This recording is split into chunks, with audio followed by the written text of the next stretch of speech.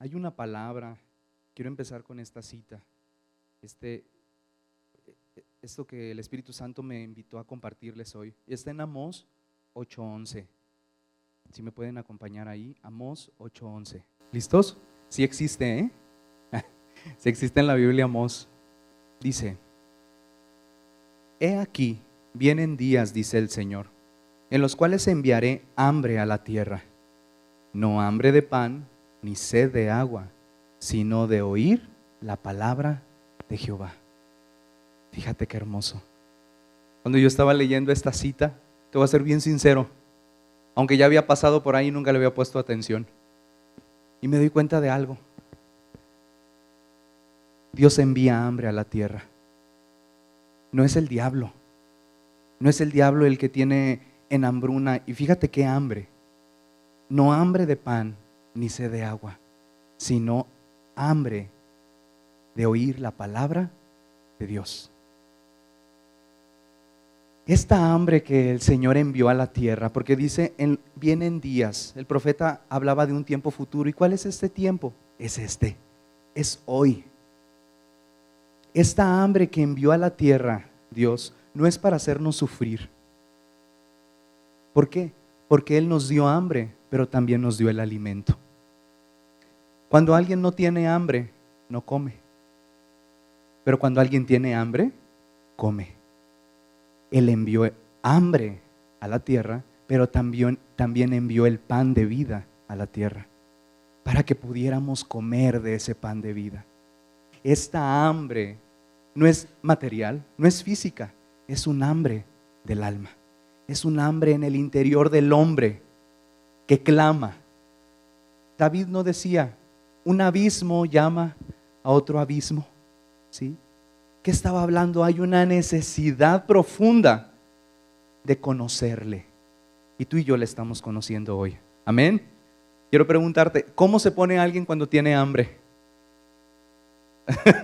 Desesperado. Le cambia la cara. ¿Han visto el comercial de cómete un Snickers? Sí, ¿no? Le cambia hasta el carácter y todo. Ahora, estas actitudes que tenemos muchas veces en lo físico nos llevan a comer cualquier cosa, ¿sí o no?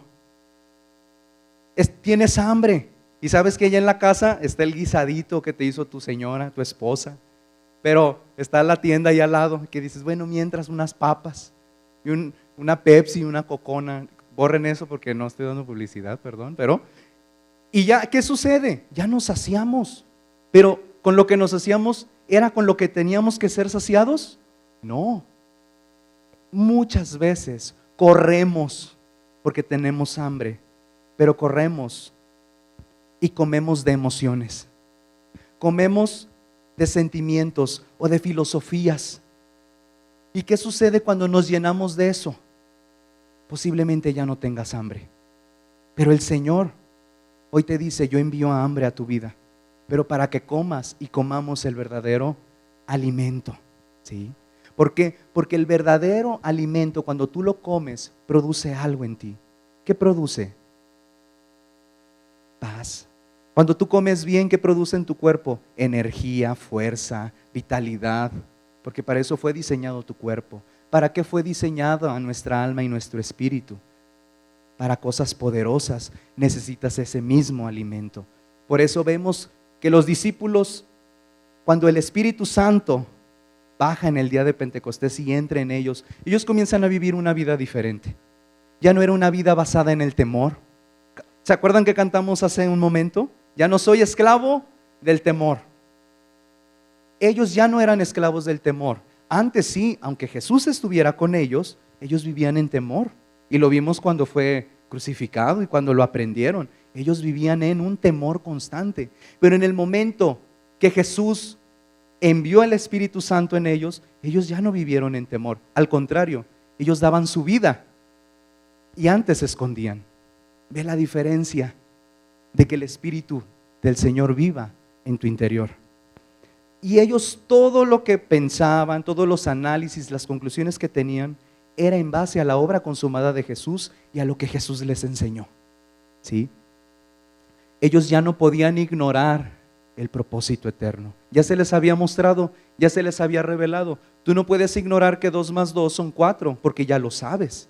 Ellos no podían ignorar y vivir otra clase de vida porque ya sabían cuál era el propósito de Dios, no solo para su vida individual, era un propósito colectivo, era un propósito corporativo de un cuerpo.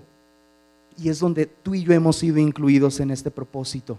Vemos cómo el Padre envía a su Hijo. ¿Para qué? Para que mostrara el amor del Padre, pero también había un propósito, no quiero decir mayor, pero era donde se iba a consumar todo.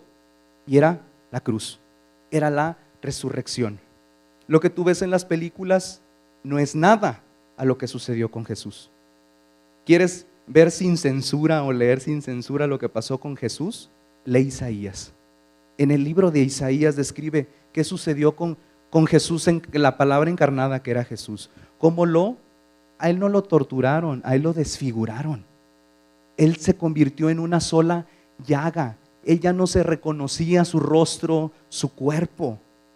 Y todo este sufrimiento, todo esto que él vivió fue a causa de algo, propósito. El propósito. Jesús podía hablarle a los ángeles y que acabaran con los romanos. ¿Y por qué no lo hizo? Porque no era el propósito. Porque cuando el ladrón le dijo, si te bajas, nosotros vamos a creer de la cruz y nos salvas.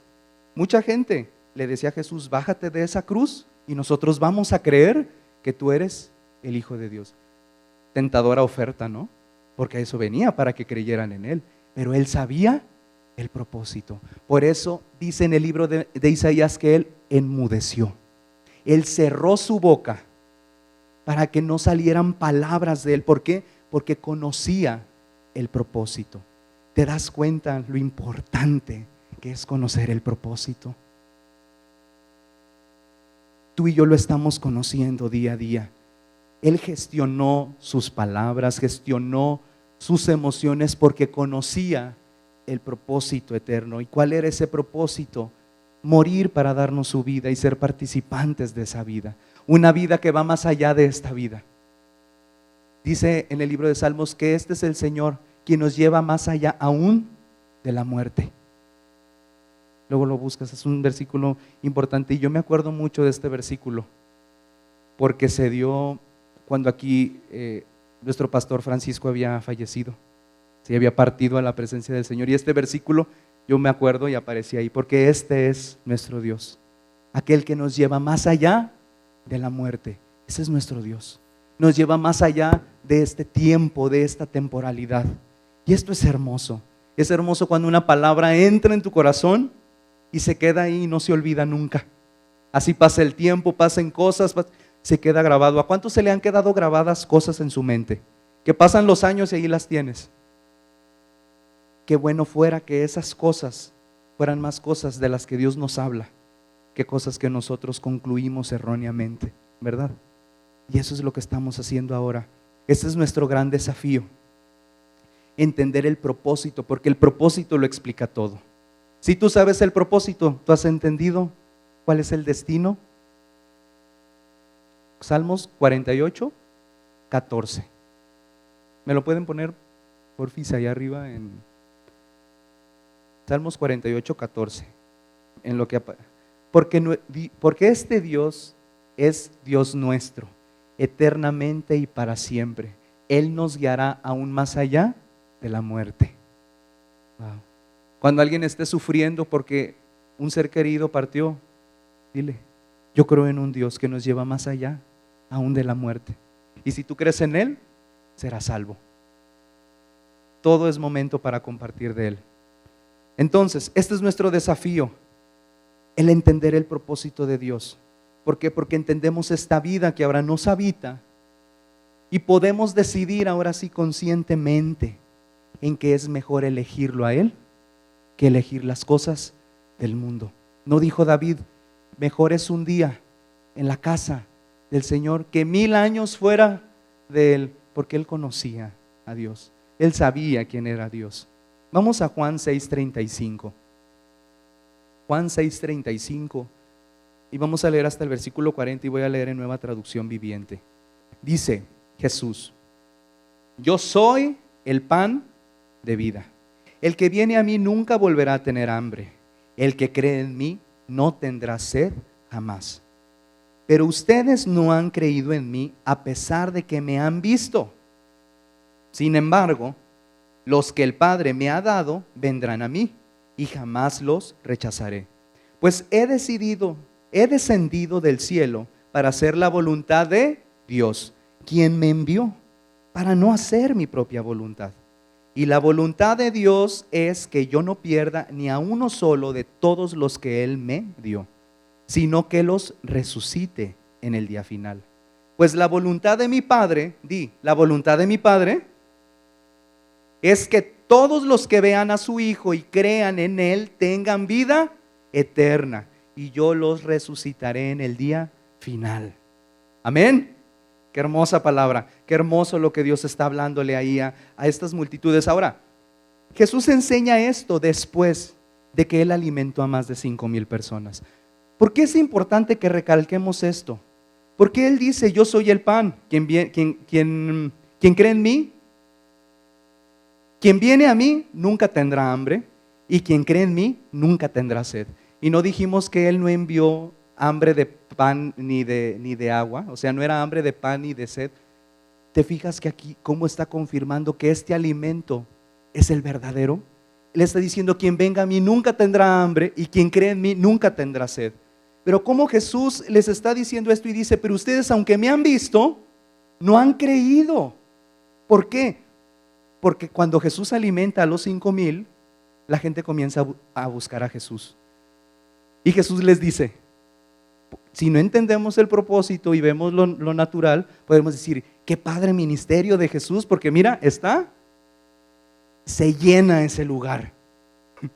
Pero Jesús voltea y les dice, les voy a decir la verdad, ustedes solo me buscan porque les di de comer, pero no porque entendieron la señal. ¿Cuál era la señal? La multiplicación que hubo. Esas multitudes no entendían, ellos lo seguían porque Jesús sació un hambre física. Y Él les dice después, no se esfuercen por la comida que después va a escasear, sino que ocúpense del alimento que jamás va a escasear. Estaba hablando de Él, de la palabra.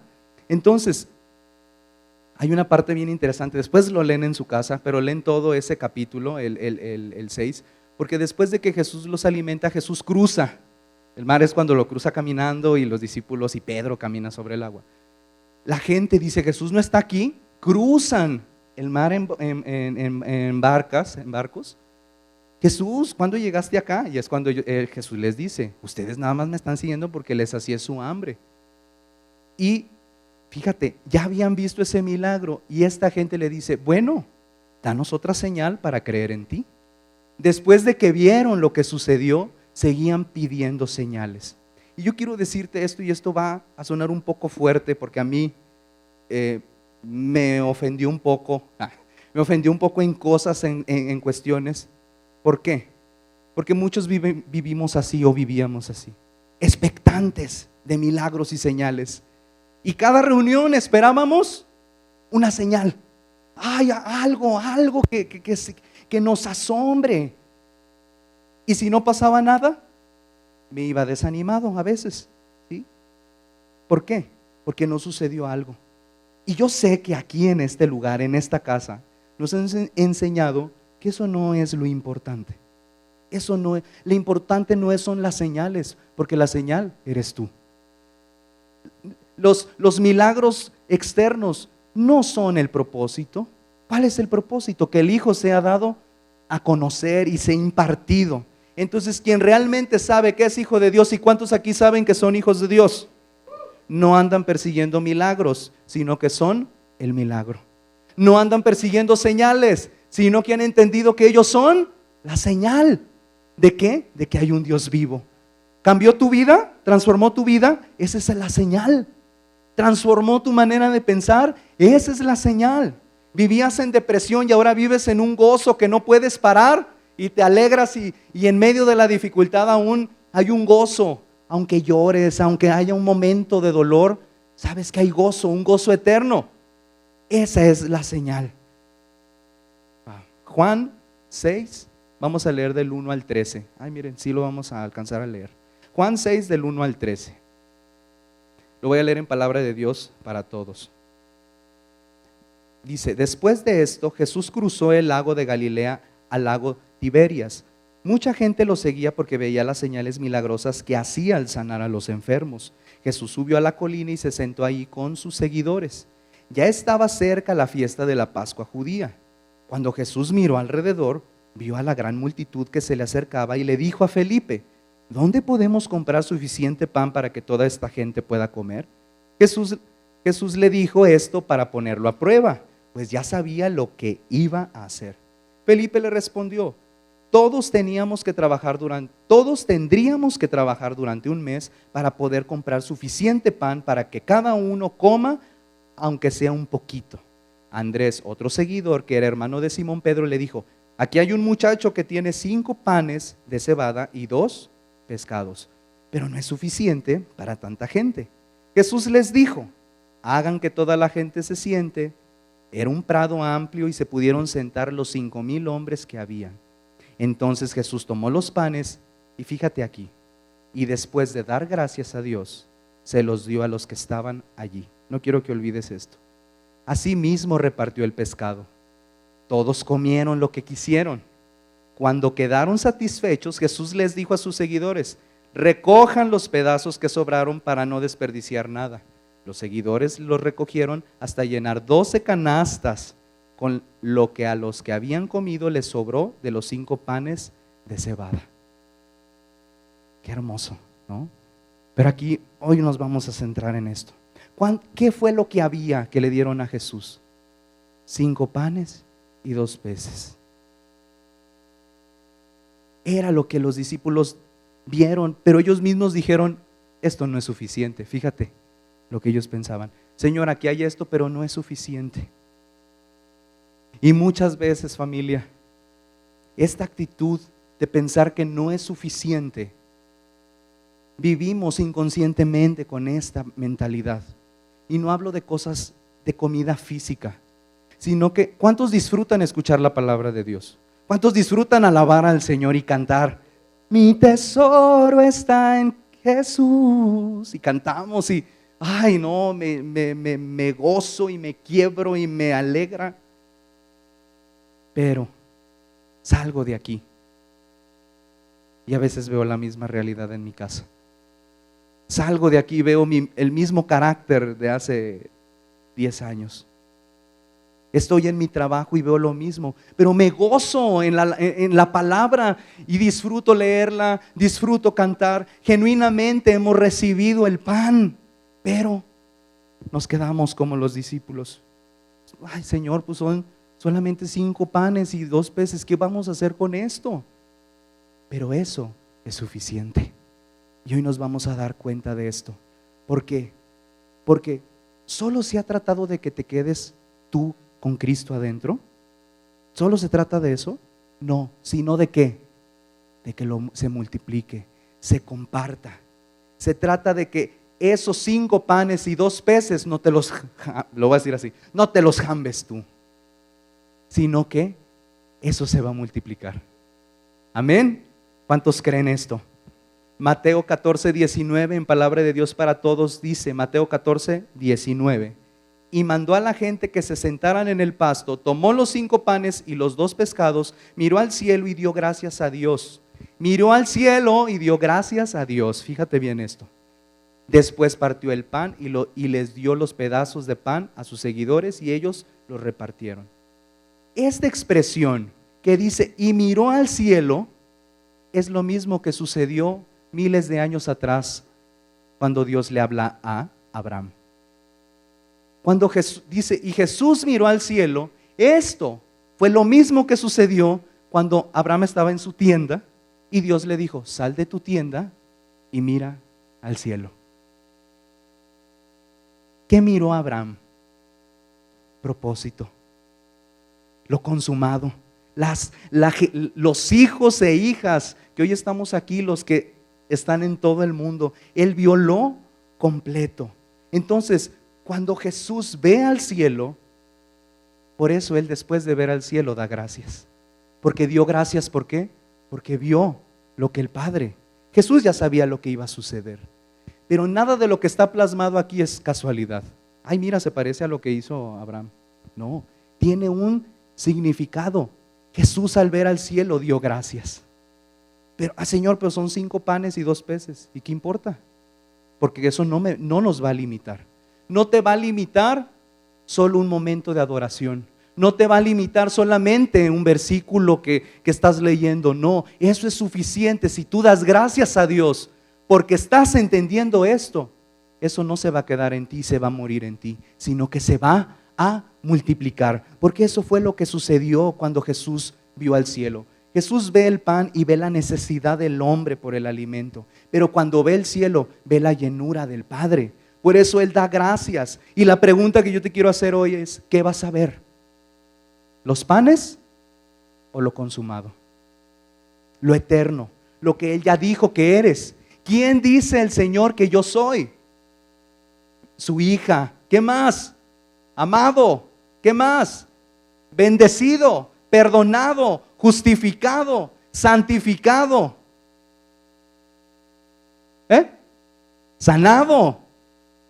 ¿Me voy a quedar con lo que veo aquí en la tierra o con lo que Él ya ha hecho, lo eterno? Me voy a quedar con lo eterno. Ahora, no podemos negar las faltas o lo que sucede en nuestra temporalidad, porque la fe no te hace ignorar las cosas. La fe no te hace decir, ay, no, perdón, no estoy enfermo. Eso no es fe. La fe es, este cuerpo está padeciendo, pero yo soy sano. No voy a ser sano, ya soy sano, porque Él me regaló esa sanidad.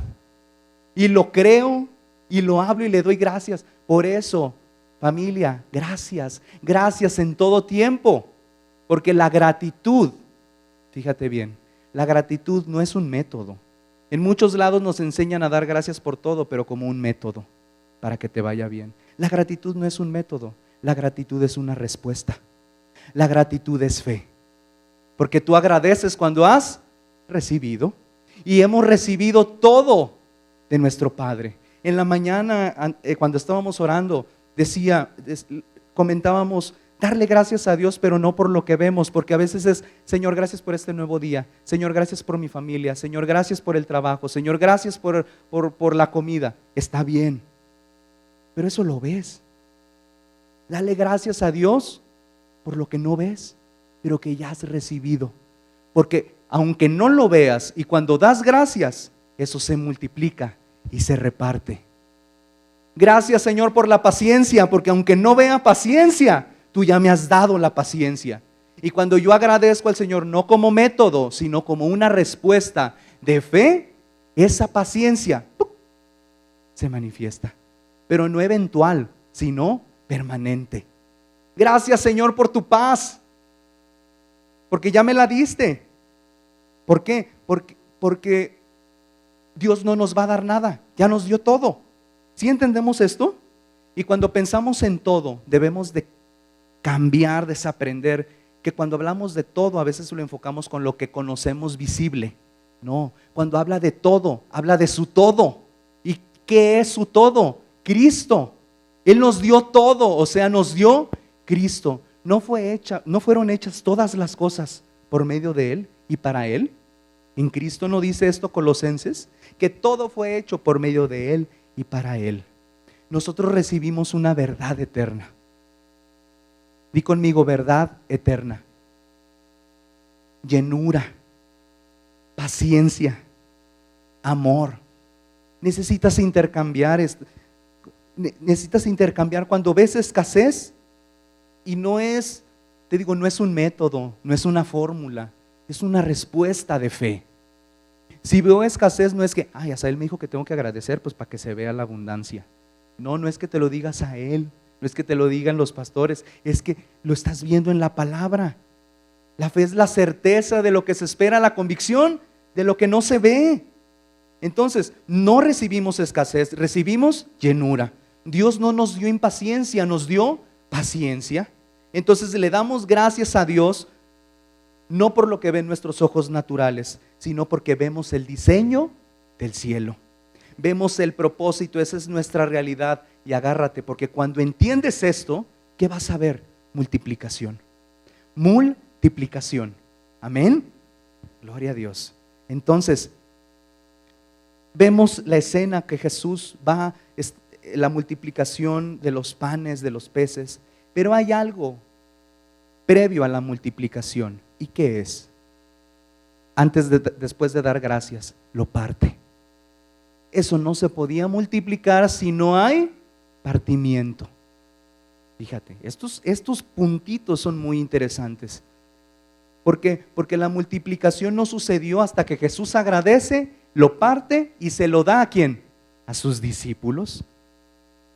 Él, en el momento que Él parte ese pan, esto es algo hermoso, ¿por qué? Porque Él estaba ahí mostrando lo que iba a suceder en la cruz. Nadie lo entendía. ¿Y sabes por qué hoy lo entendemos? No porque somos bien chidos. ¿Por qué? Porque Él vive en nosotros. Por eso lo entendemos, no es porque nos metimos ahí a estudiar, y es bueno estudiar, pero no es por nuestra capacidad, es porque Él lo revela. Entonces, esto que hace el de partir el pan es lo mismo que sucedió en la cruz. ¿No dijo Jesús? Si el trigo, la semilla de trigo no cae en tierra y no muere, no da fruto, pero si muere, da mucho fruto. Entonces, Él que iba a hacer en la cruz, iba a multiplicar lo que no había. Esa vida que Él contenía era como ese pan. Pero en el momento que se parte, ¿qué sucede? Se reparte, se multiplica. Tenía que morir. Entonces podemos decir que muerte es igual a partirse, pero fruto es igual a multiplicación. Muerte es igual a partirse. Cuando tú y yo morimos a lo terrenal, le quitamos importancia a lo que no tiene importancia. Cuando morimos a nosotros mismos y voluntariamente nos entregamos día a día a vivir bajo la voluntad de Dios y en su obediencia, estás viviendo un partimiento. Se está partiendo. ¿Por qué? Porque estás muriendo. Entonces, necesitamos elegir su amor, su bendición. Y cuando elegimos lo eterno, estamos rechazando ¿qué? Lo temporal. Tú no puedes estar de los dos. Tú no puedes estar en lo temporal, abrazando lo temporal y abrazando lo eterno. No se puede o no se debe. ¿Sí? O es uno o es otro. Por eso les dijo en el mensaje a la iglesia de la Odisea, si mal no recuerdo, ojalá fueras frío o caliente, pero eres tibio.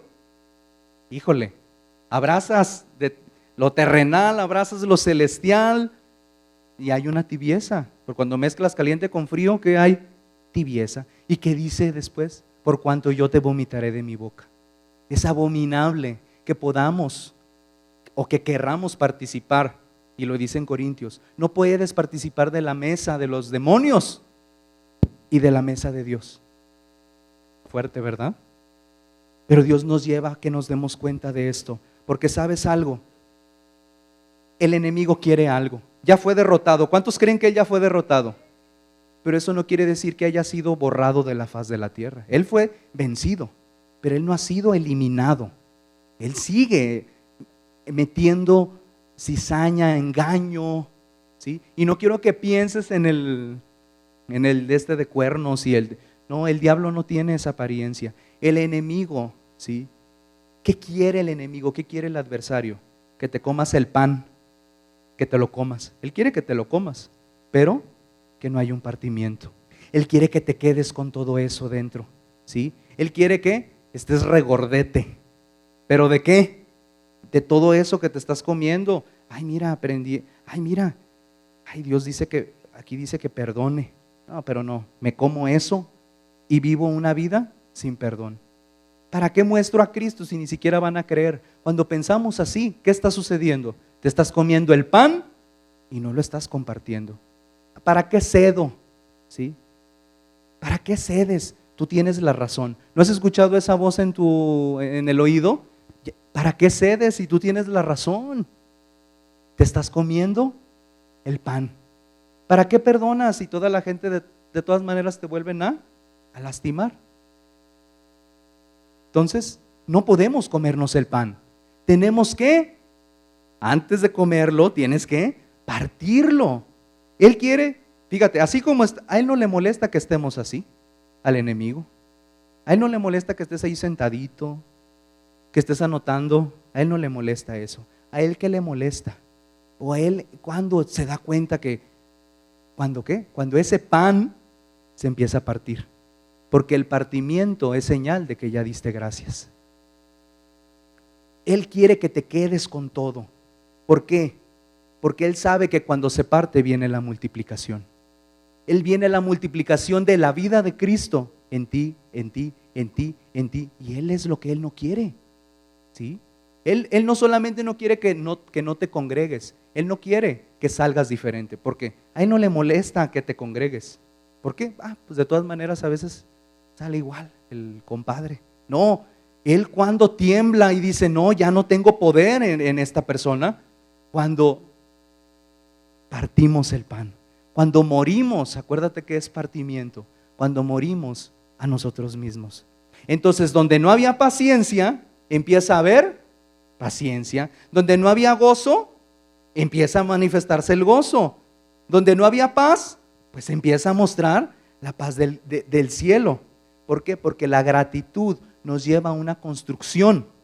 ¿De qué? Una construcción y un avance ¿de qué? De esa vida. ¿No dicen salmos? En vano trabajan los que edifican esa casa, si no es el Señor el que la edifica. Y dicen, él la usó en su versión. ¿Mande? Exactamente. Entonces, ¿qué es lo que estamos construyendo? Esa vida, pero no es en nuestro esfuerzo, sino es por medio de la gratitud. Se trata de partir el pan. Ahora, cuando Jesús parte el pan, Él va y se lo da a los 5,000. ¿Qué hace? Que alguien me diga. Se la da a los discípulos. Fíjate, si Jesús fuera un líder como los del mundo, Jesús, Él, no, ustedes no, yo lo parto y yo se los doy para que todos vean que yo soy el chido, ¿sí? Que yo soy el que tiene el poder aquí. ¿Qué hizo Jesús con esto? ¿Qué nos está enseñando la palabra con esto? Que nos hizo participantes. Él no nos hizo, pues mira, Jesús lo está haciendo Él. No, nos hizo participantes. Nos dio de su pan, pero no para que te lo comas, sino para que hagas lo mismo que Él hizo, que fue partirse, compartir, que se multiplique ese pan. Entonces, no se trata de que estemos expectantes. Ay, Señor, yo estoy expectante a lo que vas a hacer. No, ya cambia esa manera de pensar, ¿sí? No estoy expectante, soy participante. Participo de lo mismo que Él participó aquí. ¿Y cuántos quieren vivir ese tipo de vida? Eso es lo que le va a dar sentido a tu vida aquí en esta tierra. A ser participante, no a ser espectador. Ahora, cuando Jesús terminan de comer, les dicen, ¿quieren más? ¿Qué dicen? No, ya está. Yo creo que se destaparon ahí el botón del pantalón, porque ya dice que habían quedado saciados. ¿Y cuántas cestas sobraron? 12. ¿Y cuántos discípulos eran? ¿Qué les estaba diciendo ahí Jesús a sus discípulos? Ustedes ya están llenos. Ustedes ya pueden hacerlo. Ustedes ya no necesitan que vuelva a ser el mismo milagro. ¿Por qué? Porque ya están llenos. Y ojo, cuando entiendes esto, tú ahora te vas con más de cómo llegaste. ¿Cómo llegamos sin Cristo a Él? Vacíos. ¿Cómo llegamos? Muertos. Dice que Tita en estado de emergencia, ¿verdad? Llegaste en estado de emergencia, pero no nos podemos ir de esta tierra igual. Amén. No me puedo ir de esta tierra igual. Si Él me está diciendo, ya estás lleno de mí, ya estás totalmente capacitado para que lo puedas hacer tú, ¿qué es lo que nos da miedo? ¿Por qué a veces no lo hacemos? ¿Por falta de fe? ¿Qué es lo que nos lleva a esa pasividad a veces? Es que no es falta de fe, es que a veces estamos llenos de otra comida. ¿Me ande? Confianza en uno mismo. Ay, tengo que prepararme para ir allá. Deja que el Señor te lleve. Felipe, cuando fue al desierto, él no se preparó para ir al desierto. Dice que un ángel del Señor le dio el mensaje y lo llevó al desierto. Entonces no estés, no me tengo que preparar, tengo que estudiar, no, porque en el camino de esa construcción de esa vida, el Señor te va a dar misiones, el Señor te va a dar asignaciones y ya estás totalmente capacitado para hacerlo. Amén. ¿Sí lo crees? Amén. Dale un fuerte aplauso a Dios. Ya estamos llenos de Él. Y qué hermoso es poder ser participante de lo mismo. ¿Por qué? Porque la gloria y la honra de esa obra es de Él, no es nuestra. Si alguien recibió a causa de ti, de que tú fuiste ese medio, la honra es para Dios. Si tocaste a alguien, estabas orando por un inconverso y lo tocaste y ¡pum! Allá fue a dar. ¿No fuiste tú? Fue el Espíritu Santo. Algo le quería decir a esa persona, ¿sí? No fuiste tú. Y qué hermoso es darnos cuenta que Él se mueve en todos nosotros. Él se mueve en mí. Dilo. Cuando Él muestra esto de las 12 cestas llenas, 12, el número 12 en la Biblia significa gobierno. Gobierno. Ya podemos gobernar. Estás gobernando, de hecho. El tema aquí es, ¿cómo estás gobernando? ¿Cómo estamos gobernando? ¿Cómo estamos gobernando primeramente nuestra vida? Dice, yo no les he dado un espíritu de temor, sino de ¿qué? De poder, amor y dominio propio. ¿Con qué estamos gobernando? ¿Qué es lo que estamos usando? Debe de ser su palabra. Ahora, cuando Jesús ya pasó ese milagro y días antes o momentos antes de su crucifixión, Él hace algo muy parecido a lo que sucedió en el monte de la multiplicación. Se sienta con sus 12 discípulos. ¿Y qué hace? Hace la cena, ¿se acuerdan?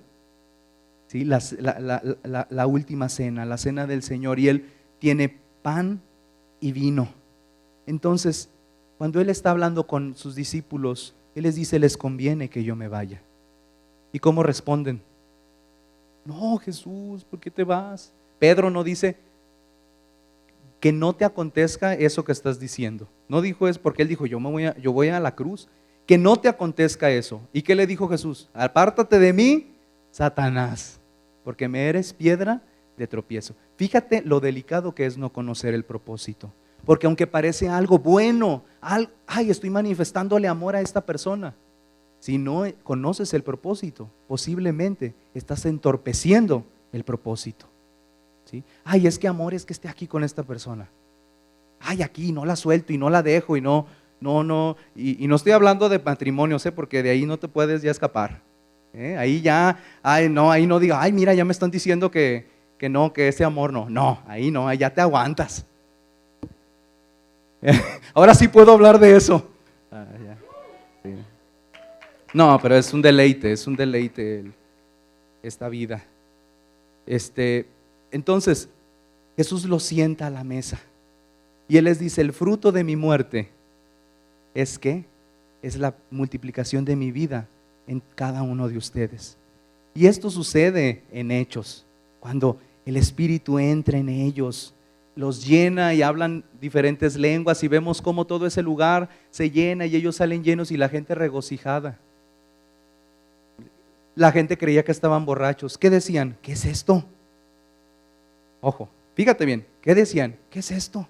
¿Qué es lo que está sucediendo? ¿Y qué dijo Israel cuando descendió el maná? ¿Qué es esto? Eso significa la palabra maná. ¿Qué es esto?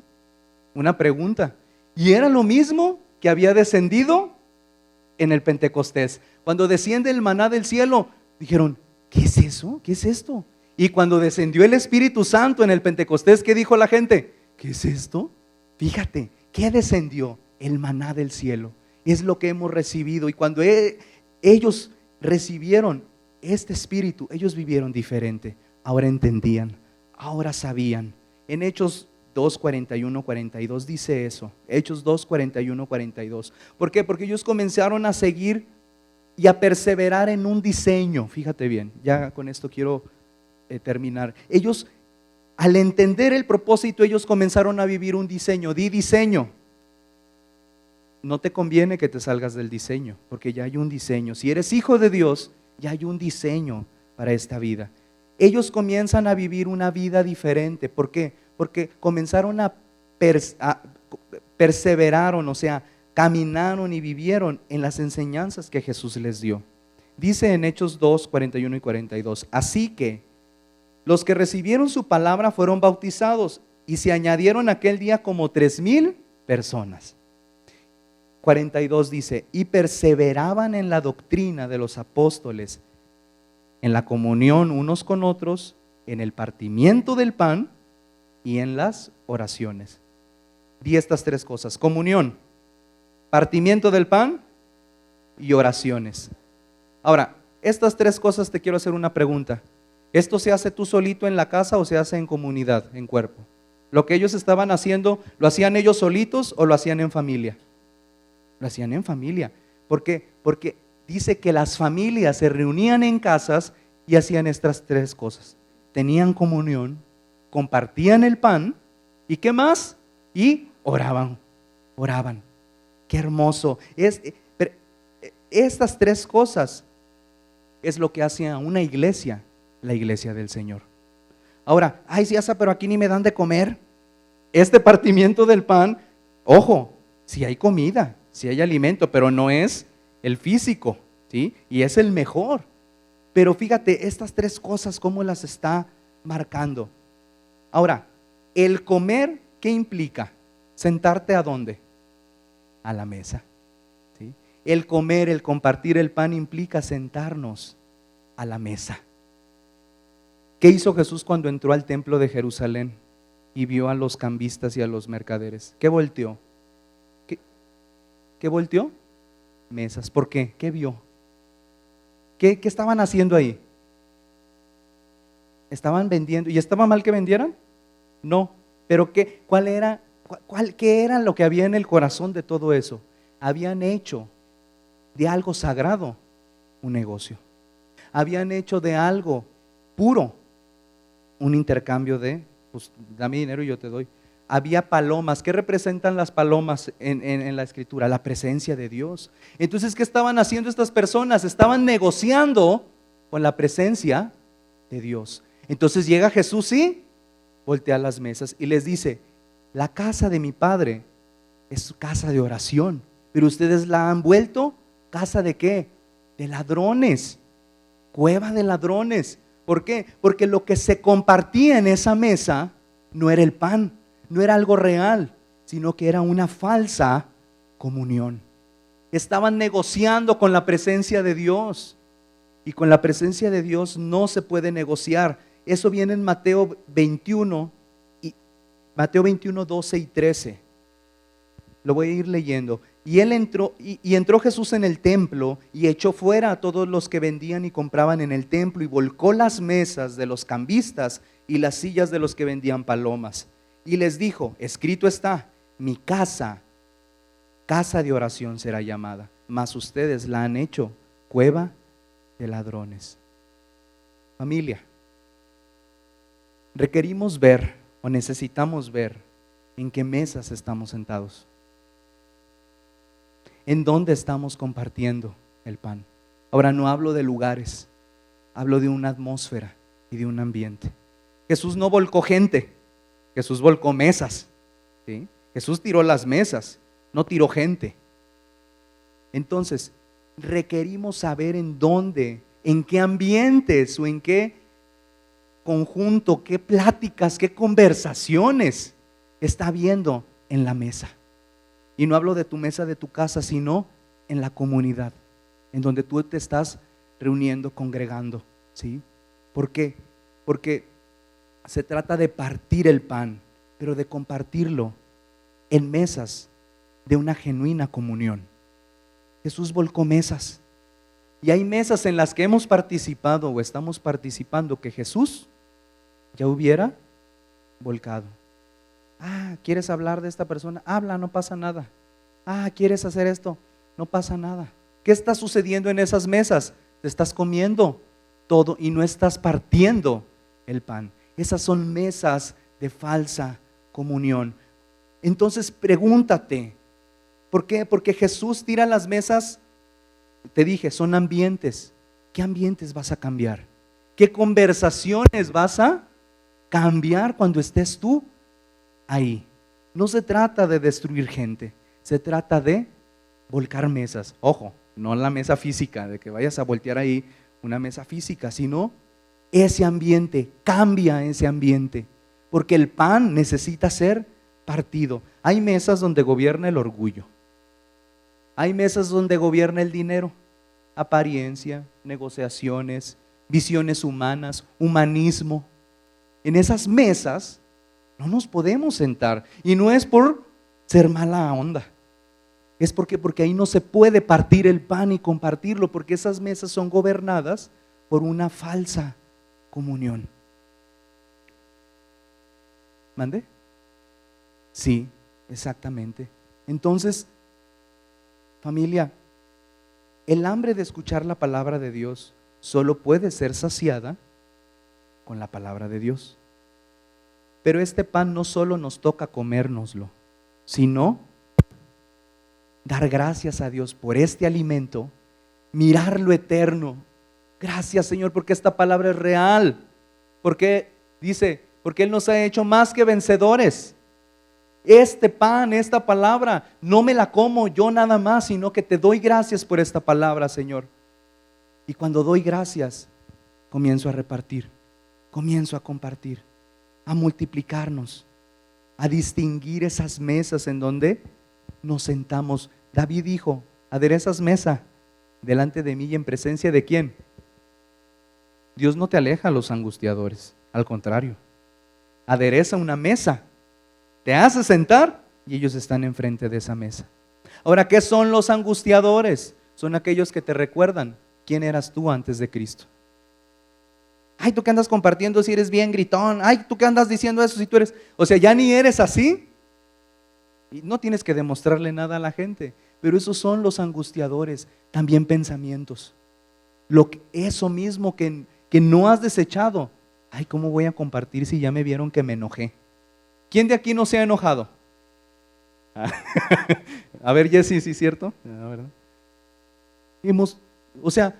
Pero eso no nos va a detener. ¿Te has enojado y por eso ya no vas a compartir la palabra? ¿No te ha salido algo y por eso ya no vas a hablar de Dios que es bueno? No, ¿verdad? Pero cuando abrazamos eso, esos son los angustiadores. Pero Dios, ¿qué ha hecho? Ha aderezado una mesa enfrente de eso. ¿Para qué? Para que te sientes y comas. ¿Cuántos quieren seguir comiendo de este pan? ¿Cuántos van a seguir comiendo de este pan? ¿Sí? El pan es Cristo, familia. El pan de vida, el verdadero alimento. Y el pan no se encuentra en un edificio, ¿sí? El pan no está en un lugar de 4 paredes. Ese pan ya se te dio a ti, ese pan ya se le dio a nuestra pastora, ya se le dio a Viole. Todos ya tenemos este pan. ¿Qué necesitamos hacer con este pan? Compartirlo, darlo y ver la multiplicación. Esta es la palabra de Dios. Muchas gracias, familia.